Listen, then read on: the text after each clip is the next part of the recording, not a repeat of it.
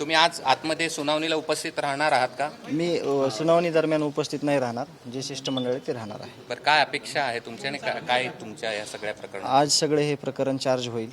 आज सगळ्या गोष्टी सुनावणी दरम्यानच कळतील की आज काय होणार आहेत. पण अपेक्षा हीच आहे सुरुवातीपासून आतापर्यंत आणि शेवटपर्यंत की आरोपीला लवकरात लवकर फाशी झाली पाहिजे. तुम्ही आता उज्ज्वल निकमांची भेट घेताय, काय त्याच्या मागचे कारण आहेत आणि काय काहीच कारण नाही. हे प्रकरण जे आहे त्याविषयी 2 मिनिटं आम्हाला त्यांना बोलायचं आहे. मी त्यांना बोलणार आहे आणि याची सविस्तर चर्चा नंतर करणार आहे. बरं, सगळे जे कबुली जबाब आहेत ते नाही, त्यांच्या सुरक्षेचं खूप मोठं कारण आहे.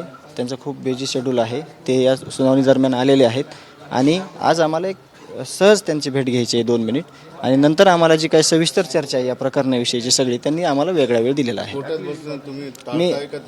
नाही, मला थोडं मानसिकता माझी होत नाही आहे म्हणून माझं शिष्टमंडळ आमच्या गावातलं बसणार आहे. ठीक आहे. ओके. मला एक आणखी प्रश्न असा आहे की काही बंद लिफाफ्यामध्ये जबाब दिले जाणार आहेत आरोपींना, एव्हिडन्स म्हणजे ऑडिओ क्लिप्स वगैरे दिल्या जाणार आहेत, त्या सगळ्याबद्दलची तुमची काय प्रतिक्रिया आहे? आरोपींचे जे वकील आहेत त्या वकिलांनी मागच्या तारखेला मागणी केली होती ज्या गोष्टींची, काही इलेक्ट्रॉनिक जे काही त्यांचे पुरावे आहेत किंवा जे काही जबाब आहेत त्याविषयी, तर ते त्यांना दिले जाणार आहेत.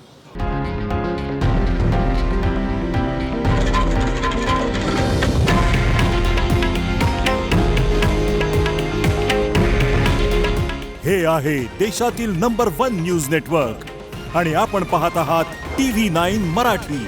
काळजी तुमची, हित महाराष्ट्राचं.